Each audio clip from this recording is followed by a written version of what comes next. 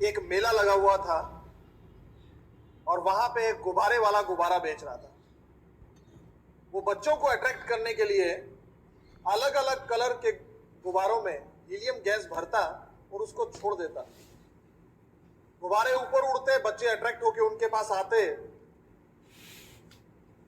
एक बच्चा बड़ी मासूमियत से उससे पूछता है, अंकल अंकल ये ब्लैक वाला गुब्बारा भी क्या ऊपर जाएगा?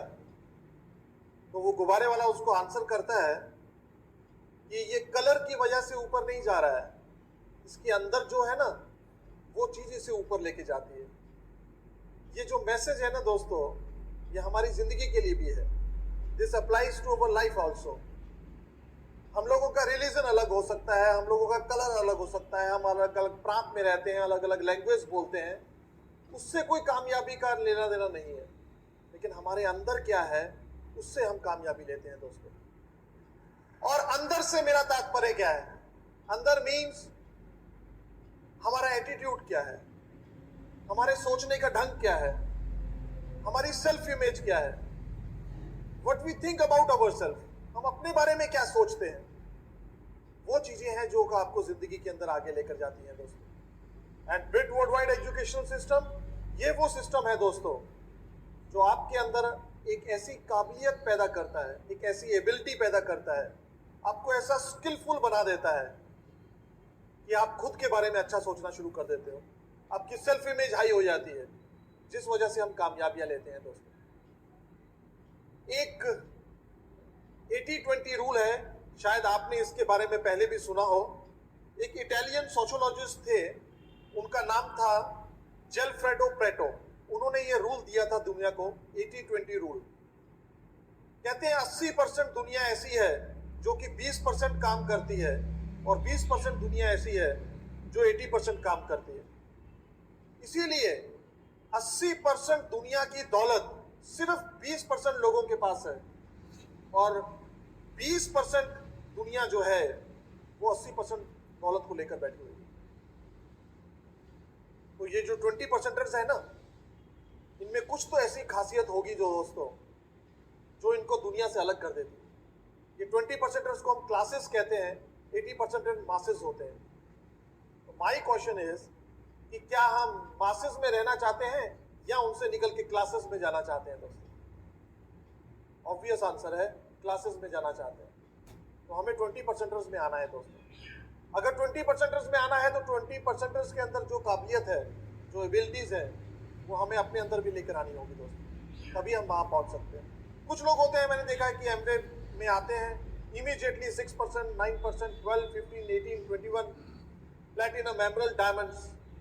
और कुछ लोग आते हैं वो कुछ लोग तो स्टार्ट नहीं कर पाते, कुछ लोग स्टार्ट करने के बाद किसी लेवल पे स्टक ऑफ हो जाते हैं, कुछ लोग तो बीच में ही क्विट कर जाते हैं, फेल हो जाते हैं, इस बिजनेस को नहीं कर पाते। एक क्वेश्चन जो आपको यहाँ पे मिलता होगा, काफी हमें भी मिलता है जब हम इस बिजनेस को बिल्ड करने के लिए लोगों के बीच जाते हैं, कि लोग फेल क्यों हुए, कुछ लोग फेल क्यों हुए। ये क्वेश्चन बहुत ज्यादा मिलता है, कुछ लोग फेल क्यों हुए।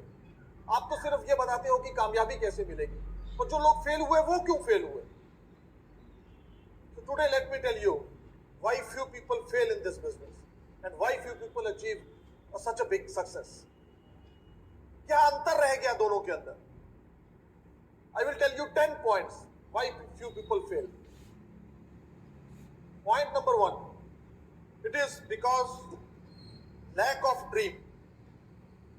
Lack of dream. Biggest reason I may tell you. बहुत बड़ा lack of dream, lack of goals, lack of vision, lack of purpose in a life. जिस इंसान का कोई पर्पस ही नहीं है जिंदगी के अंदर, उसके पैदा होने से किसी को फर्क नहीं पड़ा, उसके दुनिया से जाने से किसी को फर्क नहीं पड़ा। पैदा होने से कोई खुश नहीं हुआ था और जाने पर किसी को दुख नहीं हुआ। कोई पर्पस ही नहीं है। कहाँ पहुंचना चाहते हैं, आने वाले 2 सालों में क्या इनकम होनी चाहिए, आगे वाले 5 सालों में मैं कैसे घर में रह रहा हूँ, आने वाले 10 सालों में मैं कौन सी गाड़ी ड्राइव कर रहा हूँ, वेकेशंस में मैं अपने बच्चों को कहाँ लेके जाऊंगा। कोई प्लानिंग ही नहीं है। और ड्रीम्स एंड डिजायर्स के बिना आप जिंदगी के अंदर आगे नहीं बढ़ सकते। कहते हैं, बाइबल में लिखा है कि person without dream will perish, and it's very true in our business also. A person without dream will vanish from our business. निकल जाएगा इस बिजनेस में। दो आदमियों ने ना कह दी और उसको ये नहीं समझ में नहीं आएगा कि मैं इस बिजनेस को क्यों करना है, और बीच में ही छोड़ जाएगा। बहुत सारी दुनिया ऐसी है दोस्तों। तो ड्रीम का होना बहुत जरूरी है। कहते हैं you can not seize if you can not see. You can not seize, SEIZE, you can not seize if you can not see. अगर आप देख नहीं सकते तो आप पकड़ नहीं सकते। अब ये मुझे नजर आ रहा है ना, तभी मैं इसको पकड़ रहा हूं। अगर नजर ही नहीं आएगा तो पकड़ूंगा क्या? अगर सपना देखोगे नहीं तो पूरा कहां से करोगे दोस्तों? अगर जिंदगी के अंदर कोई आगे बढ़ने का मकसद ही नहीं है तो जिंदगी में क्या प्राप्ति होगी आपकी? अगर पर्पस नहीं है ना, जिंदगी का कोई पर्पस नहीं है, कोई ड्रीम नहीं है, तो आपके सामने अपॉर्चुनिटी होगी, आपको नजर नहीं आएगी। आप सदा फोकस करोगे लिमिटेशंस की तरफ, आपको पॉसिबिलिटीज की तरफ निगाह ही नहीं जाएगी। और अगर ड्रीम होगा तो आपको पॉसिबिलिटीज नजर आएगी, क्या हो सकता है, क्या कर सकता हूं मैं। और ड्रीम नहीं है तो आपको लिमिटेशंस नजर आएंगी, आप एक्सक्यूजेस बनाओगे दोस्तों। बम्बल बी के बारे में सुना होगा आपने, वो बड़ी वाली मक्खी जो होती है। वो बम्बल बी का जो शरीर है ना, वो इस ढंग से परमात्मा ने बनाया है कि उसका जो बॉडी है वो बहुत हैवी होता है, और उसका जो विंग्स है ना, उसका जो स्पैन होता है वो बहुत शॉर्ट होता है, बहुत छोटे उसके विंग्स होते हैं। तो एरोडायनामिकली देखें तो बम्बल बी कैनॉट फ्लाई, बम्बल बी कैनॉट फ्लाई, पर बम्बल बी फिर भी फ्लाई करती है। मालूम क्यों? दो कारण है दोस्तों। The first reason is bumble bee ने कभी एरोडायनेमिक्स पढ़ा नहीं है, पहला रीजन तो ये है। But the second reason is bumble bee wants to fly. उसको उड़ने की जिज्ञासा है, उसे उड़ने का मन है, उसके अंदर सपना है कि वो उड़े। इसलिए उसने कभी लिमिटेशंस की तरफ ध्यान नहीं दिया, पॉसिबिलिटीज की तरफ ध्यान दिया, और वो उड़ लेती है दोस्तों। सेम चीज हमारे अंदर है। अगर हमारे अंदर आगे बढ़ने की उमंग होगी, जिंदगी में कुछ आगे बढ़ना है, बढ़िया गाड़ी ड्राइव करनी है, बढ़िया घरों में रहना है, बच्चों को बढ़िया एजुकेशन देनी है, चैरिटी के लिए मेरे पास पैसा होना चाहिए, वेकेशंस पे बच्चों को लेकर मैं बढ़िया बढ़िया लोकेशंस पे जाऊंगा। अगर ये ड्रीम्स हैं, आने वाले जनरेशंस के लिए कुछ करके जाना है, कुछ सिग्निफिकेंट काम करना है लाइफ में, ताकि जब दुनिया से जाएं तो दुनिया याद रखे, एक नेम फेम होना चाहिए, रिकॉग्निशन होनी चाहिए, ट्रू रिस्पेक्ट होनी चाहिए, वैल्यूज होनी चाहिए, मैं लोगों को हेल्प करना चाहता हूं। अगर इस टाइप के कुछ ड्रीम होंगे ना जिंदगी के अंदर, तो आप कभी भी अपनी लिमिटेशंस की तरफ फोकस नहीं करोगे। आपको जिंदगी में नजर आएगा कि मैं क्या क्या कर सकता हूं, कैसे मुझे आगे बढ़ना है। The first reason why people fail, lack of dream. Second, lack of faith. Lack of faith. Let me tell you definition of faith. परिभाषा क्या है भरोसे की? दो शब्द होते हैं दोस्तों, एक विश्वास, एक भरोसा। Believe and faith. There is a little difference between believe and faith. Faith means believing in the unseen, believing the things without proof. जिस चीज को कभी देखा नहीं है, देखे बिना विश्वास करते हो ना, तो वो भरोसा है। दरअसल दो वर्ड्स हैं। फेथ का जो ऑपोजिट वर्ड है ना, that is fear. Fear. Both words are opposite words, but with the same definition. Faith means believing in the unseen. Same. Fear means believing in the unseen. परमात्मा को कभी देखा नहीं है, लेकिन विश्वास है कि परमात्मा नाम की कोई शक्ति है जो हमें चला रही है, इस सृष्टि को चला रही है। That is called faith. देखा हमने कभी भूत को भी नहीं है, लेकिन अंधेरे में जाने से डर लगता है। That is fear. लेकिन फियर के पीछे है नेगेटिव फोर्स और फेथ के पीछे है पॉजिटिव फोर्स। जिस इंसान के अंदर ज्यादा पॉजिटिविटी है उसका भरोसा बहुत बड़ा है, जिसके पास फेथ है उसके पास सक्सेस है। जिस आदमी के पास नेगेटिविटी है उसका फियर है, पता नहीं काम चलेगा कि नहीं चलेगा, उसके पास फेलियर है। Biggest reason lack of faith, लोग आगे नहीं बढ़ पाते जिंदगी के अंदर। दोस्तों, फेथ हम लोग वैसे भी करते हैं, हर रोज करते हैं, हर काम में करते हैं, हर जगह पे करते हैं। जन्म हुआ था हमारा, जन्म होने के बाद माँ ने बोला ये तुम्हारे पिताजी हैं। क्या किया हमने? फेथ ही तो किया। कितना बड़ा फेथ कर लिया। खाना खाने के लिए रेस्टोरेंट में गए, पता नहीं कैसे उसने आटा गूंथा था, खा लिया खाना, फेथ ही तो किया। हर चीज में तो फेथ कर रहे हैं हम लोग आए अभी लुधियाना से फ्लाई करके, तो क्या हम कॉकपिट में जाके पायलट से मिले थे?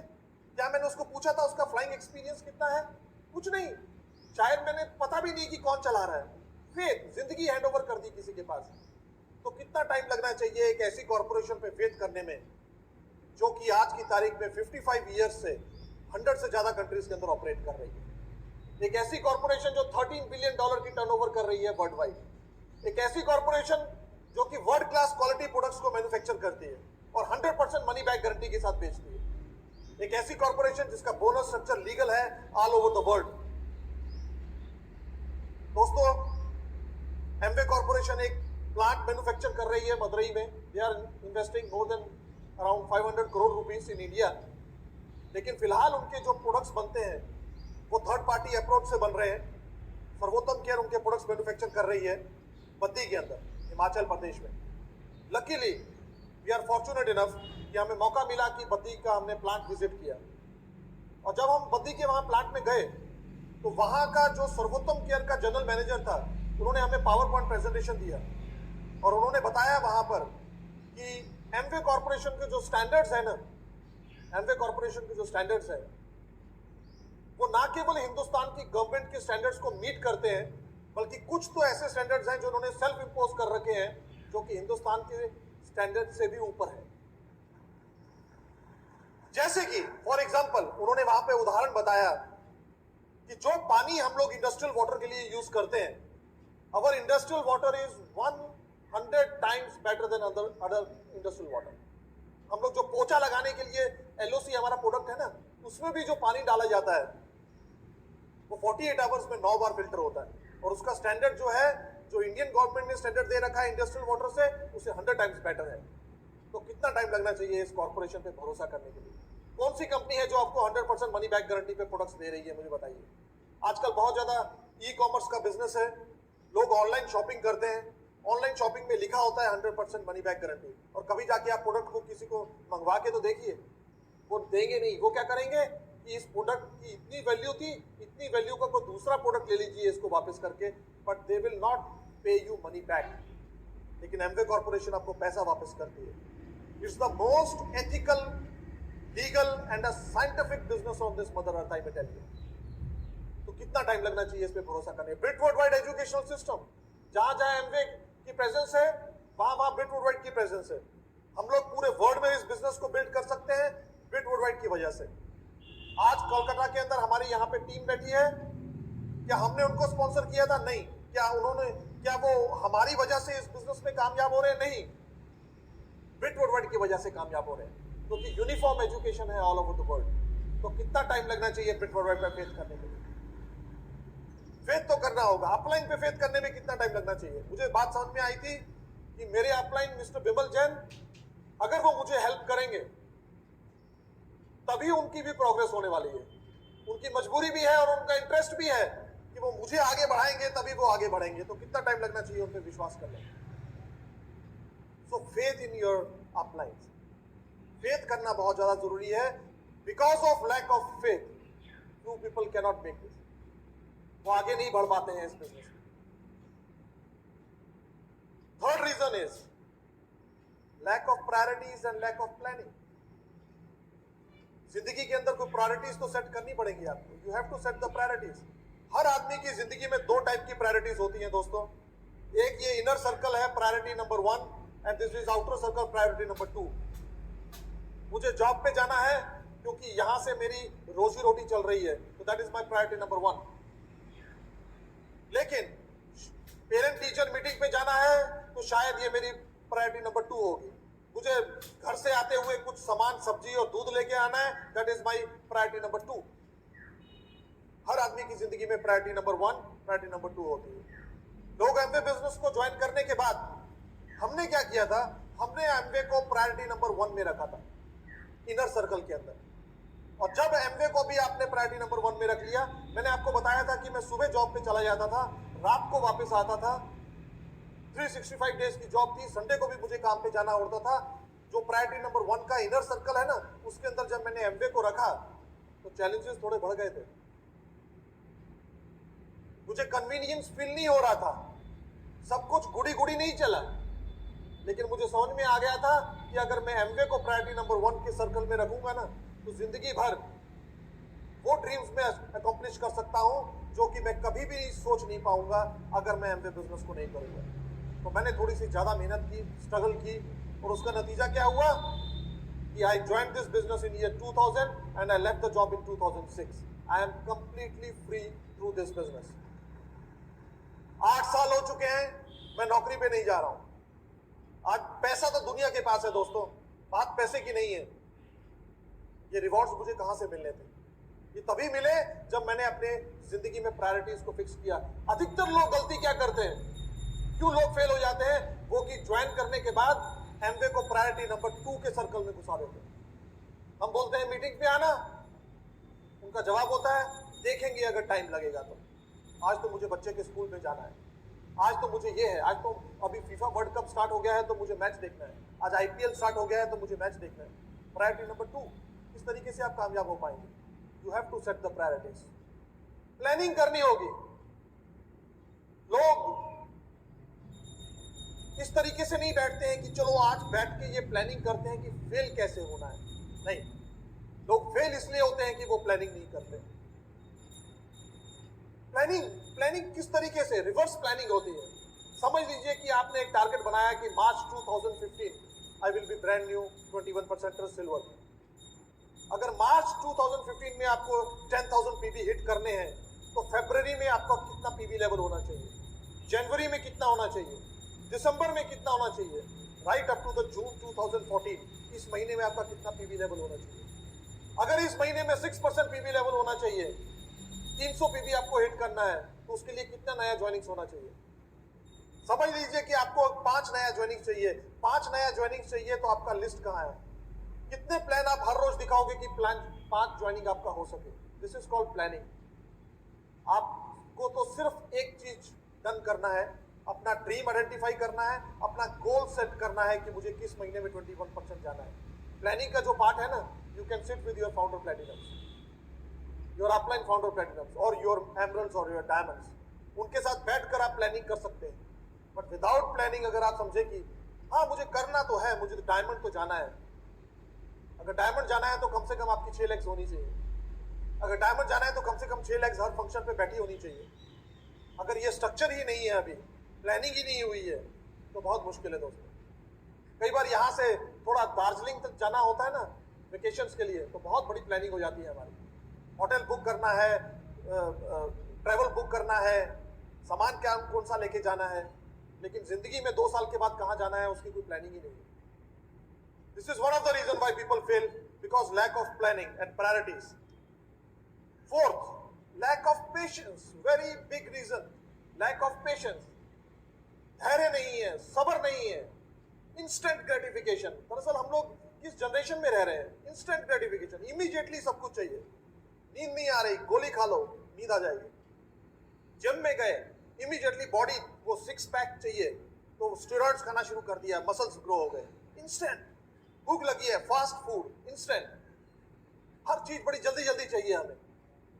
बहुत पुरानी पिक्चर थी हमारे जमाने की, कर्म योगी, शायद किसी ने यहाँ देखी हो, राजकुमार की पिक्चर थी। उसमें एक डायलॉग था, हम अपनी कर्मों का फल तुरंत चाहते हैं। तो लोग अपनी कर्मों का फल तुरंत चाहते हैं, लेकिन तुरंत मिलता नहीं है। उस पिक्चर में भी बाद में जाके वो राजकुमार जी को अकल आती है, कर्मों का फल तुरंत नहीं मिलता। There is a word, we call it delayed gratification. Delayed gratification, deferred gratification. You will be gratified, but it may be delayed. थोड़ा टाइम लग सकता है, सब्र रखना होगा हमें। Delayed gratification का मतलब क्या है? To resist the temptation of immediate rewards. थोड़ा सा सब्र कीजिए। इमीडिएट कभी कुछ नहीं मिला करता है, जो इमीडिएट मिलता है वो टेम्परेरी होता है, जो सब्र से मिलता है वो परमानेंट होता है। ये बिजनेस जो है ना, ये डुप्लीकेशन पे आधारित है। डुप्लीकेशन होने में थोड़ा टाइम लग सकता है दोस्तों, थोड़ा टाइम लग सकता है। यहाँ पे क्या है, शुरुआत में आप मेहनत ज्यादा करते हो, रिवॉर्ड्स कम मिलते हैं, लेकिन धीरे धीरे जाके आपके रिवॉर्ड्स बढ़ते रहते हैं, मेहनत कम होती रहती है, तो रिवॉर्ड्स ही रिवॉर्ड्स है इस बिजनेस में। वहां तक आपको थोड़ा सब्र करना पड़ेगा। 2-4 बंदों से बात करने के बाद ये मत सोचिए कि आपको जो कामयाबी होती है ना, वो कभी बेल मार के आपके पास नहीं आएगी। टिंग टिंग May I come in, sir? Who is there? मैं सक्सेस हूं, लो मैं आ गई। ऐसा नहीं होता है। कामयाबी को लेने के लिए थोड़ा सब्र करना पड़ेगा, मेहनत करनी पड़ेगी। छोटी सी स्टोरी के सहारे आपको बताना चाहूंगा कि ये बिजनेस किस तरीके से वर्क करता है। एक तालाब था, पॉन्ड था, वहां पे दो फिशरमैन थे, मछली पकड़ने वाले थे। वो मछली पकड़ने रोज जाते थे। एक दिन वो मछली पकड़ने वाला दूसरे को बोलता है कि देखो कमल का फूल कितना बढ़िया खिला है। दूसरे दिन देखा तो वो कमल के फूल डबल हो गए। तीसरे दिन देखा तो वो 4 हो गए, 8, 16, 32, 64, 128। हर रोज डबल हो रहे थे, हर रोज डबल हो रहे थे। 6 महीने के अंदर आधा तालाब कमल के फूल से भर गया। वो मछली पकड़ने वाला दूसरे को बोलता है कि इसी स्पीड से अगर ये तालाब भरता रहा तो हम मछली कहां से पकड़ पाएंगे। तो दूसरा मछली पकड़ने वाला था, वो नादान था। वो बोलता है क्या फर्क पड़ता है, 6 महीने लग गए आधा तालाब भरने में, अभी तो 6 महीने और पड़े हैं। लेकिन दूसरे दिन जब वो वहां पे मछली पकड़ने के लिए गए तो तालाब कितना भरा हुआ था, फुल भरा हुआ था। जो तालाब आधा भरने में 6 महीने लगे